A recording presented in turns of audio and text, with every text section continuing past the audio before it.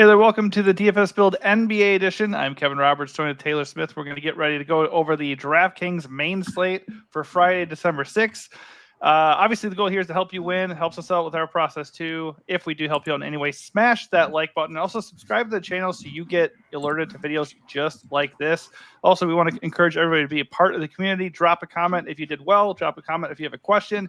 And also, we're going to start running little DFS Build DraftKings contests where you get to try to beat me and Taylor. We'll change it as we go. For now, though, we're going to just do a 50-man limit with $1 entries. No big deal. Everybody's got $1 to spare, so you can dive in. We'll drop the link once it's live on the video you see here. And then you can try to beat us and win some money. Top 3 places get paid, so you can turn $1 into what? It's anywhere from $9 to $25 for the top three ones. And then as we get going, if there's enough interest and we keep doing it more and more, we'll increase the entries and maybe even the entry fee as well. All right, so whether or not you play in that, you came here to get some advice for this slate, and our goal is to go over all these players and look at matchups and projections and projected ownership and point you to the plays we like the most. So let's do that, going position by position, starting with point guard. And right away, Trae Young looks pretty darn good with almost a 45-point fantasy projection, only 9.1K against the Lakers. It's a solid matchup. The only issue with Trae Young is he has not seemed healthy for a while. He's been very, very up and down. Like in his last game, it was pretty brutal, man. I think a lot of people played him. He was like mega chalk. Let me see where it is right here. He had 30 fantasy points, 2 games before that, he had 26 fantasy points. So the floor is low with this one. Why don't we start with Trae Young? How are you feeling about him? He's coming at 12% ownership. Are you going to be among those owning him? I will likely be among those owning him. Yeah, it's a good spot. They have a high total. The Lakers are bad, like especially bad right now. What's going on with my exposures that I'm looking at? Yeah, so 9,100, like he's come up a little bit from where he was the other day, but arguably still underpriced for who he is. This is one of the best spots on the slate. I think he's a very strong play. I don't think he's a must play at all. The slate's big enough with enough good games and enough good spots to where there are plenty of ways you can go, especially a position as loaded as point guard. I'm actually as now getting more of his teammate Dyson Daniels at point guard, 6'3" on DK. Just a steals and blocks machine, pretty decent per minute production, even with kind of shaky usage. The Hawks will need his defense tonight, assuming LeBron plays especially. So Dyson Daniels is the one I'm getting to more on DK than Trae Young. Yeah, he might have worked out the other day when we talked about him, but he fouled out in 31 minutes. 6 fouls in 31 minutes. That's never fun. He actually wasn't that bad. 27 fantasy points in 31 minutes. He usually plays like 5 more minutes than that, so he was kind of on pace to be all right. But yeah, he's okay. I don't have a problem with him. Trae Young also looks really good. It's not about like the price or the matchup or the ownership at all. Everything looks good about Trae Young except for in real life. Trae Young, there's something a little bit off about him right now. That said, he's not as aggressive shooting. Like he's happy to rack up assists, but his usage has been down. Usage came up a little bit in the last game. He was just inaccurate. So I'm happy to take the usage if he'll actually use it. Just a matter of making the shots. I mean, like he's not been as aggressive as he was earlier in the year, or just has been historically. Like in the last 10 games, he hasn't not a single game over 18 or 19 shot attempts. Like he's not like giving you crazy offensive volume.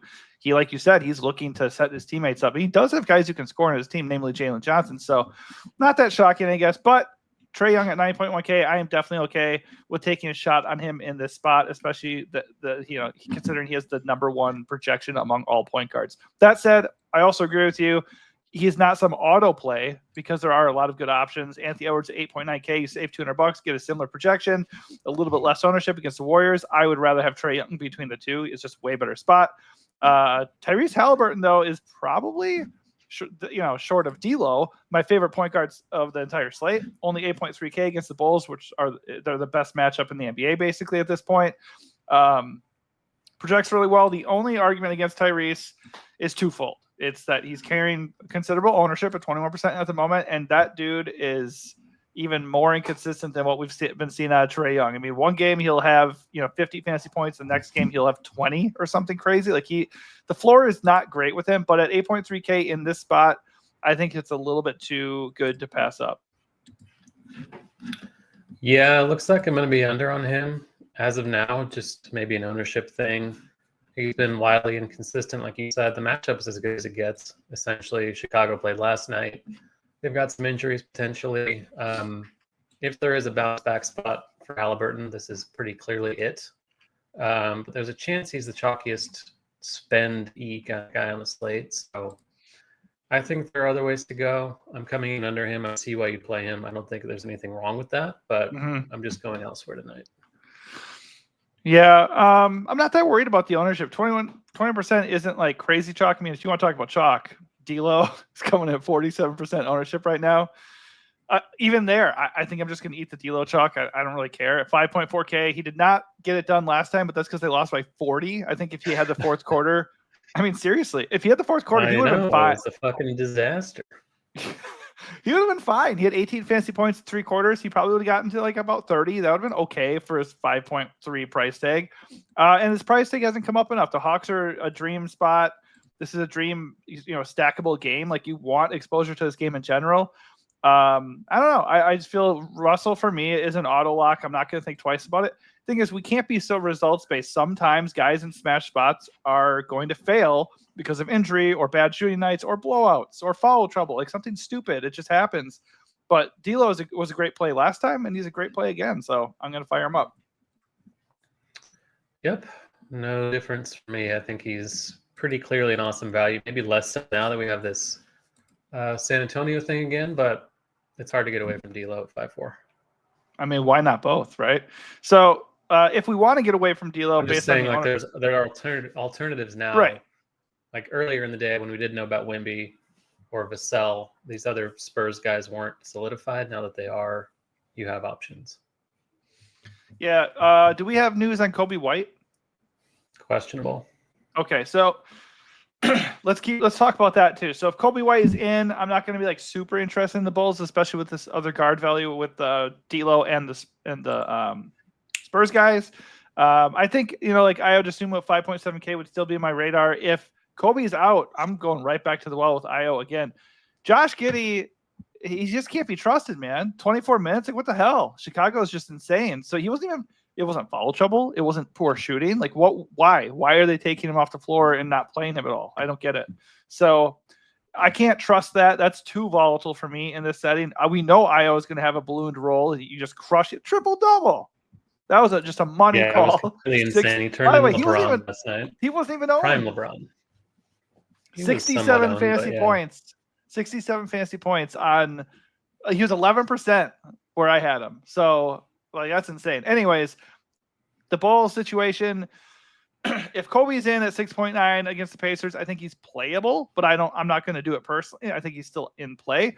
Giddey would be out of play for me. I don't really even like Giddey that much, just based off of what happened last game, what's happened multiple times. The upside is massive. He had 59 fantasy points 2 games ago. If Kobe White is out, you absolutely can still play Giddey at 6.7K. I'm just going to still play Io DeSumo at 5.7 though. Yeah. Lonzo is also questionable. So him playing would, in theory, hurt the minutes potentially for Io and maybe Giddey. So a lot of moving parts there. Buzelis is also questionable, so that's another body that they might be without. It's kind of something that's not really worth breaking down. Like if Buzelis is out and Kobe White's out, we're likely to see a lot of Julian Phillips started, and then maybe THT off the bench becomes a really good value. You just kind of have to see what happens. But as of now, I would assume White is going to be out because he did not play yesterday and he was ruled out early, but who knows? If he's in, the Bulls obviously get a downgrade across the board, except for maybe Vooch. But even Vooch would be a little bit less appealing with Kobe in. Yeah, well, I actually don't even mind Julian Phillips that much at 3.5K. We're getting a little bit ahead of ourselves at a different position. But if Buzelis is out and Patrick Williams is already out too, I think that's okay at 3.5. There are worse dives to be had because he's played 26, 28 minutes his last 2 games. He's been okay. If he can do what he's been doing, like about 20 fantasy points, that's fine. I would hope for more, obviously, but that's not the worst thing in the world. All right, before we move on here, is there anybody else up in the up top or value-wise that you like at point guard? I know Steph Curry is a little bit interesting now that he's back. The matchup with the Timberwolves is not interesting, but it looks like Curry at 9.7K. We know he does have a ceiling. He's going to get completely overlooked for the reasons I just said. Do you have any interest in him, and are there any other guys that we haven't touched on that you like at point guard? Don't really have interest in him. When he was like 8.5 and 8.6, he was a lot more appealing. Now he's 9,700, so Agreed. Kind of just priced out. Ditto for Dame with Chris Middleton back. Not really into that. One player I love on this slate is Anthony Simons. I think the Utah-Portland game is going to go overlooked with Chicago, Indiana, and LA, Atlanta pulling most of the ownership. I think Simons at 6.6 might be my favorite play at the position overall. Utah's an awesome matchup. They have injuries. Portland, they haven't really been on a lot of main slates, it feels like, but Simons has a pretty decent ceiling. We haven't seen it all that often, but if he's going to achieve his ceiling, this is probably the spot where he can do it. So like that quite a bit. I have interest in Chris Paul with Vassell out again. A little concerned about the minutes for him on a back-to-back, but 6,200 in Sacramento, I think, is okay. Don't mind Drew Holiday at 5.1 now that he's back. I think Derek White might be a little overpriced, but Porzingis is out, so in theory, more usage for the other four regular Boston guys, and then Horford will start. But there's plenty to like. It's not the best point guard slate, but yeah, I kind of like the mid-range on this one. If Nembhard's still out, Keontae as well. It's okay. What? Keontae George also is a decent play. Yeah, I'll talk about him in a second. Yeah, with Nembhard possibly still out, if he's still out, McConnell still looks good at 4.7K. He's going to get 25, maybe even 30 minutes off the bench. Pacers remain a little bit undermanned there, so that could be good. Do you know the status of Scoot Henderson? Questionable last I saw. Okay, I would prefer him to be out if I'm going to play Blazers, guys. But I want to say I am very, very high on the Jazz Blazers game as a full stack. I think overall it's going to go pretty overlooked. I do think there's a few guys that are going to carry a little bit of ownership, namely Walker Kessler, DeAndre Ayton, even Simons. You mentioned him too, maybe Shannon Sharp. But honestly, it is such an underrated game on this slate. Naturally, the Lakers-Hawks game looks amazing. There's a couple other games here. What's the other one? The big one, Bulls, Pacers. So those two games really are going to get a bulk of the ownership. So it's tough because I love those two games too. Obviously, if you play DFS, that's like what you want to see. But if the Jazz Blazers game is going to go overlooked, I might go very, very heavy on that game. It looks very, very interesting. And by the way, it's super easy to get to. Like none of those guys are expensive. Even the guys that you would think like maybe their projections are not amazing, like John Collins or Lauri Markkanen, they're still super cheap. It doesn't even matter. Like they're not even priced like egregiously to the point where you'd go away from them because of salary. So anyways, I'm with you. I maybe even more so. I really, really like stacking that game. So naturally, I like Keontae George quite a bit. I like him a lot more than Colin Sexton, but Sexton is also in play. I like Shannon Sharp, and I like Simons a lot as well. So I don't think there's anything else to point out at point guard. Some of these guys slide over to shooting guard too, but let's kick it over there. We have Anthony Edwards leading the way with a 42-point fantasy projection. Right behind him is Jaylen Brown, but I'm not really interested in him at 8.6 with Jason Tatum back. We do know Porzingis is out, so maybe that's a non-issue. I mean, Jaylen Brown's in play. It's a pretty good spot against the Bucks at home. I just don't think he's a priority on this slate.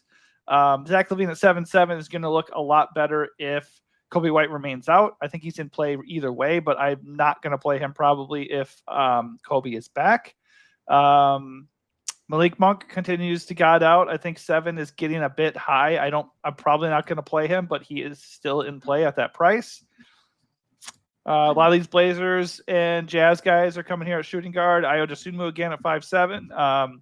Who's the guy who's out for the Spurs? Is Vassell out too? Yeah, so Castle is the best play at shooting guard that you haven't gotten to yet. Yep, yeah. Castle looks amazing at 4.8K. His projection looks light here, but that's just because it's not updated. One guy that I'll keep an eye on here is Dalton Connect at 4.7K. If LeBron James ends up missing this game, he is questionable. I mean, Lakers across the board are going to look really, really good and tough to get away from if LeBron is out. Connect, if LeBron is in, I don't have any interest in. He has been struggling as of late, but it is a great matchup, and he is very cheap. So if LeBron's out, huh? I like him anyway. I think at 4.7 he's cheap enough with guard forward to be a viable salary saver, regardless of Yeah, LeBron. he's in play because the price and the minutes and the matchup. I would probably prefer LeBron to be out just because there's so much other good value. Like I'm not going to force Dalton Connect with a struggling shot if I don't have to do it. No, I was popping earlier today. I was like, I'm definitely going to work my way to get away from that. Not super interested in that, even though he does have a role. Yeah, I'm not seeing anything else. I do not hate Jared McCain if he's not going to be relegated back to the bench. I think though, yeah, Paul George is back, so that he probably will end up being back on the bench. So never mind. Paul George is indeed back, and Drummond might be back too. I'm not as into McCain, especially against the Magic. I think that's it on my end as far as what I'm seeing here. I will note that Gary Trent now has a role again. I don't know if I really trust that because he's very scoring dependent, but he is only 3.6K, 3.6K, and he's been playing like around 30 minutes. So I don't know. It's not the worst dive in the world, but I'm probably not going to do it. Just thought I'd mention it. He's been bad, and Chris Middleton's back. So, like, even less usage for anyone else. Like, Middleton, even 17 to 20 minutes. Like, it's Gary Trent. I don't really see the need to do that. I think KCP is fine at 4.2. I think Bogdanovich at 4.7 is also worth the shout. Yeah, Bogdanovich still looks good too. Yeah, that's true. All right. Yeah, I think, to me, shooting guard is going to be a lot about value. The Blazers and Jazz options, and then Io, and then Castle. That's probably what it is for me. I don't really see the need to pay up. The guys who are up top don't even have great projections. Oh, I will mention Benedict Mathurin, 6.8K against the Bulls. I think that's fine. If you want to go play him, nothing wrong with that at all. All the Pacers guys look really good. There's nothing wrong with that. He just is very scoring dependent. So if I'm going to pay up more for a Pacers guy, I'd much rather do Tyrese or Siakam. All right, so small forward Jason Tatum leads the way. He is back. He has a 50-point fantasy projection. Going to carry a little bit of ownership against the Bucks. I don't know. I think there's 3 really good games to target on this slate, and this just isn't the game I want to have a big hand in. Maybe that's a mistake because there's a lot of big name stars in this game, and they all project, from decent to amazing. So I could be wrong there, but if I'm going to pay all the way up, I'd rather get Franz Wagner at $500 less. He projects about the same. He's going to be a little bit less owned. Matchup against Philly is not very good, but no Joel Embiid, so the matchup isn't quite as daunting as you'd think. So yeah, if I'm probably going Wagner up top, or I'm going to go down and get value. There is quite a bit of value down here, but why don't you first give your thoughts on any expensive small forwards you like? Yeah, I love Tatum without Porzingis. 10K flats, pretty reasonable for him. Franz Wagner, no problem with either. That game, didn't they play the other night? Like, that game has a pretty low total, and it seems familiar. Yeah. They sure did, sir. In the same game, I don't mind Paul George. Played 37 minutes in the last game, still only 7,600 without Embiid. I think he's fine as a low-owned dart in a tournament, but matchup's pretty shitty. So don't blame me if you don't want to play him. Really, other than those 3, I'm pretty much paying down. Like, Jaylen Brown, I think, is a better play at shooting guard because it's a worse position on the slate. Otherwise, we can talk about my boy DeAndre Hunter again at 5K flat. Yeah. Yeah, I think Champagny for the projected. Like, he plays 28 to 30 minutes off the bench. His usage is up this season. Been over a fantasy point per minute. He's not going to be super popular. He's 5K flat. They have a high total. The Lakers are horrible defensively. I don't really see any reason not to like him once again. I think you can look at Reese Shea at 3.9 because he starts and has an okay role, but he's probably the 3rd small forward from the Hawks on my radar behind Hunter and Bogdanovich. Yeah, Reese Shea is not a fun roster. I'm with you on DeAndre. It's not like core play for me or anything, but at 5K flat in that spot, pushing 30 minutes, good point from a guy this year. I'm okay with that. You said, mentioned Dalton Connect before. You can have him here too. Nothing wrong with that. I just prefer, if I'm going to pay for him, or if I'm going to play him, I prefer LeBron to be out. I don't mind Champagny for the Spurs with some of their guys out tonight. I think he looks better than usual. And then Keldon. Rui, Keldon Johnson at 4.5. Going to see a lot of usage without those 2 guys. Kind of went off yesterday. Minutes for him are kind of shaky off the bench, but if he's shooting well, the minutes can come up. Barnes is cheap but awful, so not really someone dying to play. No, it really also Rui at 4.9K. If LeBron is out, looks really good. If LeBron's in, I still think he, like you said, him, excuse me, him and Connect. him and Connect look good. Like too cheap for pushing 30 minutes in a really good spot. So I think they're both viable. Don't think I'd play them together unless LeBron was out, but they both look good. Honestly, yeah, Keldon and even Harry Barnes, but Keldon and Champagny both look really good here just because the Spurs are down a lot of key bodies. Vassell, namely, being out is pretty big news. So I like them quite a bit. All right, over to power forward we go. Giannis has a low projection here. On the road against the Celtics will do that to you, I guess, but 54 fantasy points when normally we see him around like 62 or 63.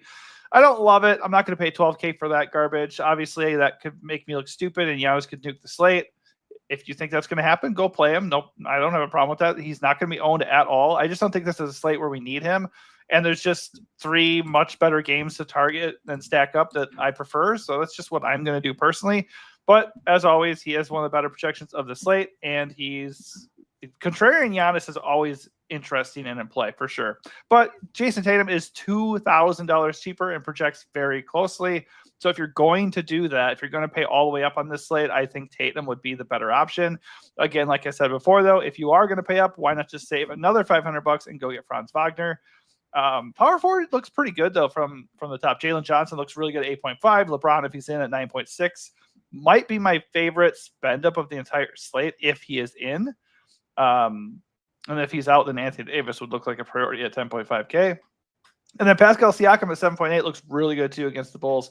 I don't mind paying up at power forward if I have the funds to do it. But like I said, like the mid-range and like the value on the slate, like the middle value is really, really alluring. Yeah, I think Tatum's pretty awesome. Like I said, LeBron, is his injured an ankle? Is that what he's dealing with? I don't know. Do you? I don't really love the idea of left foot soreness on an ankle. So it's his foot. Yeah, always good for a 39-year-old to be entering a slate with a bum foot. So. I guess if he's in, he'll be fine to go. I'm just a little bit worried about that, but he's an okay enough value. Good game environment too. Don't hate it. Otherwise, paying into the mid-range looks good. I think Sohan is maybe the best play on the slate now at 6-1. Starting at center last night with Wemby out. Clearly going to start again. No minutes limit in his second game back. Shouldn't be limited tonight. He had a wrist injury. Fills the stat sheet. Great matchup. Sohan is awesome today. Yeah, his projection feels a little bit light. As we keep working our way down here, if we want to live in the mid-range, which is kind of where I'm at right now, I'm either living fully in the mid-range today or I'm just going to prioritize one stud. I think Franz Wagner is one of my favorite ones to do that with. Trae Young is obviously in play as well. And then I mentioned LeBron if he's in. Although, I'll reiterate, if LeBron is out, it'll be very hard to not play Anthony Davis. He'll probably if LeBron ends up being out, that's probably what I'll end up doing. But yeah, Sohan, I do not mind Jeremy Grant just because I like that Jazz Blazers game to wrap things up tonight. Lowry Markin at 7K, John Collins at 7.2. Yeah, they're not priorities at all, obviously, but if you want to stack up that game like I do, I think obviously they make a lot of sense, and I think their projections feel a little bit light for what the game could end up being. Basuli at 6K, the price is a little bit high for a Magic matchup, but no Embiid and possibly no Drummond. If Drummond's out, I think he's a lot more interesting. If Drummond is in, I don't think I'd pay that price for him. Obi Toppin looks like a pretty good value at 3.6K. Do we really need him, though? Do we need to go to those lengths on this slate with all this mid-range value and the other value? I don't really feel like I'm going to want to do that. I'd rather just go get D'Lo and the Spurs and these other values we've talked about. I just feel they feel better. That said, he does play 20-plus minutes off the bench, and they are short some big guys, and they are facing the Bulls, so he's absolutely in play if you want to punt.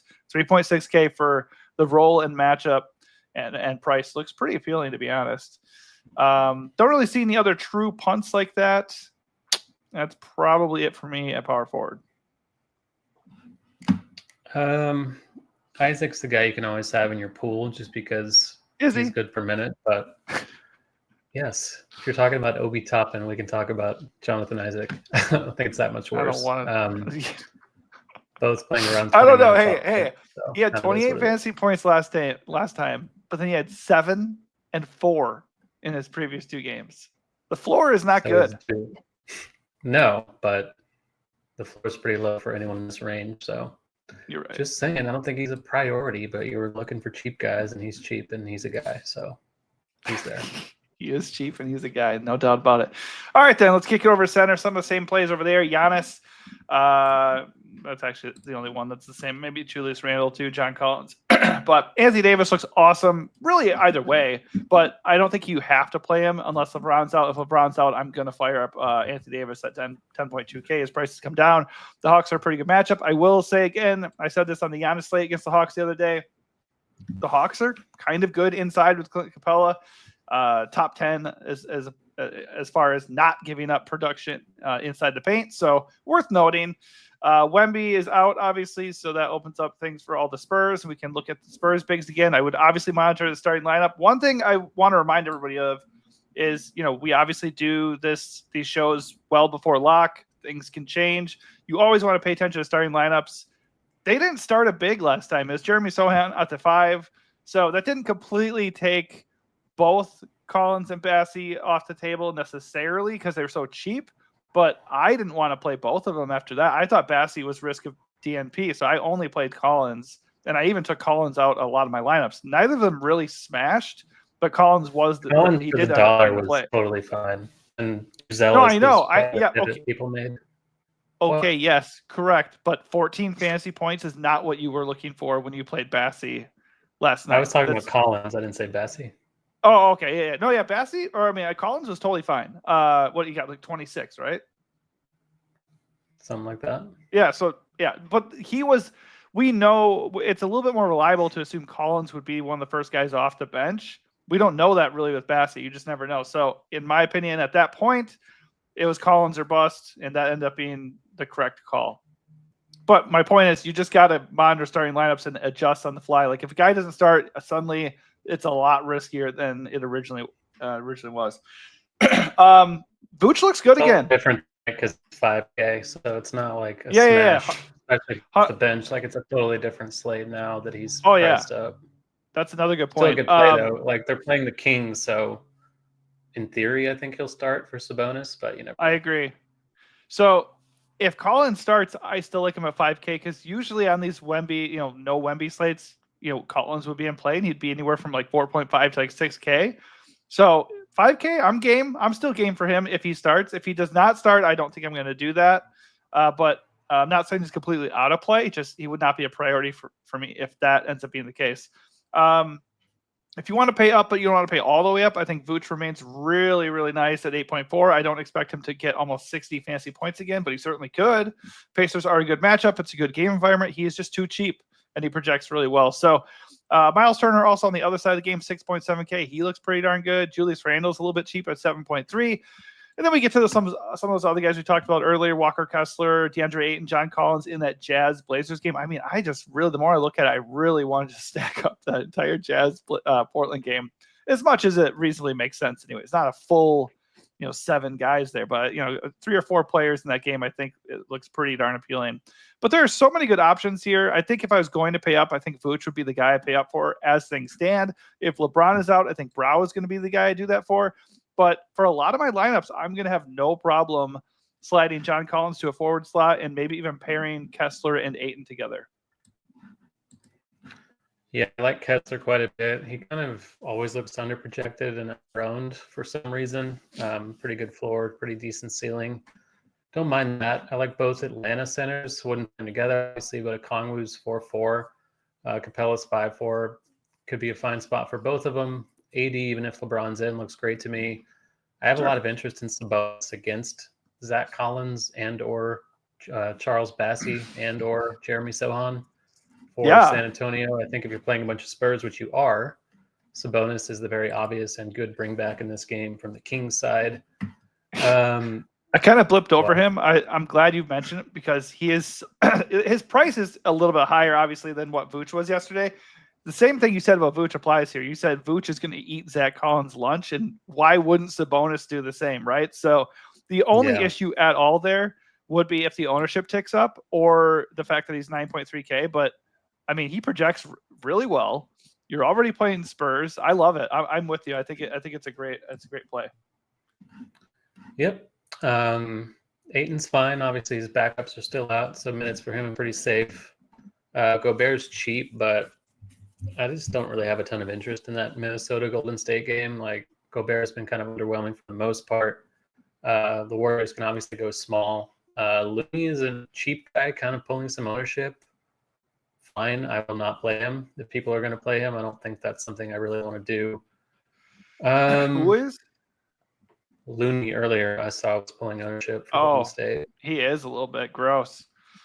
Yep. Don't like Draymond that. might be back also, so not really seeing a path for him. If you want to punt, I think you can look at Jalen Smith at 3-3. But, less than 20 minutes off the bench, not the most exciting cheap play, but viable either way. Yeah, let me go back to center here for a second. Go back down. I was just updating the projections real quick. Sabonis actually came down after I did that. Where is he?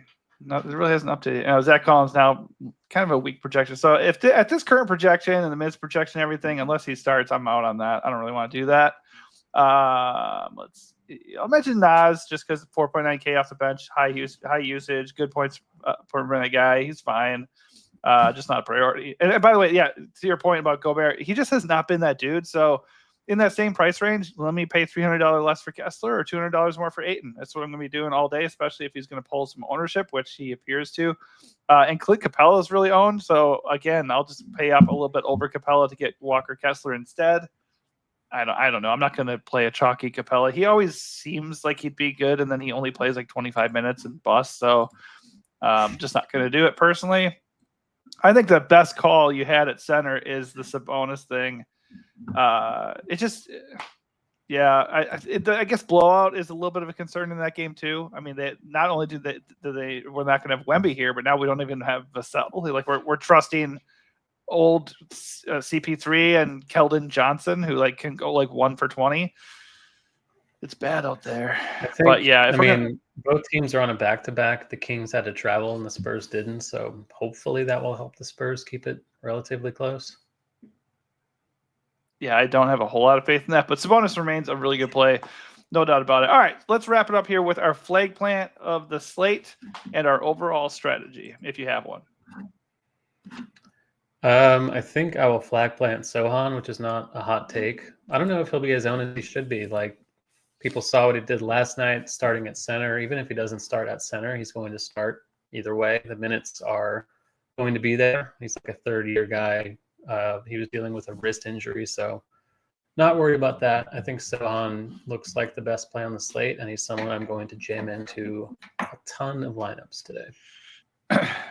Yeah, I don't have a problem with that. Obviously, with all the things we talked about already, the matchup and the bodies being out and instantly playing like a shit ton of minutes and crushing. So no problem there at all. I think my flag plant strategy are just one and the same. I'm going to be very, very overweight on a lot of the Utah and Portland options. I know you always say I just like to stack the hammer games. I didn't do that the other day, right? When there was a Harden game, and boy, I'm glad about that because Harden was terrible. But this game looks really, really good and really underrated and most of all overlooked. There are some options that are going to carry a little bit of ownership, like 10 to 15%, but there's nobody there that is definitely going to get 20 plus ownership. And overall, it's going to be kind of fun, I think, to cap the night with 3 or 4 of those guys. And they don't cost you a lot either. I don't really have a very strong lean as far as what stud I'm going to pay up for yet. I think if LeBron is out, it's the brow for sure. I'm going to build around Anthony Davis. If LeBron is in, I think they're both still viable.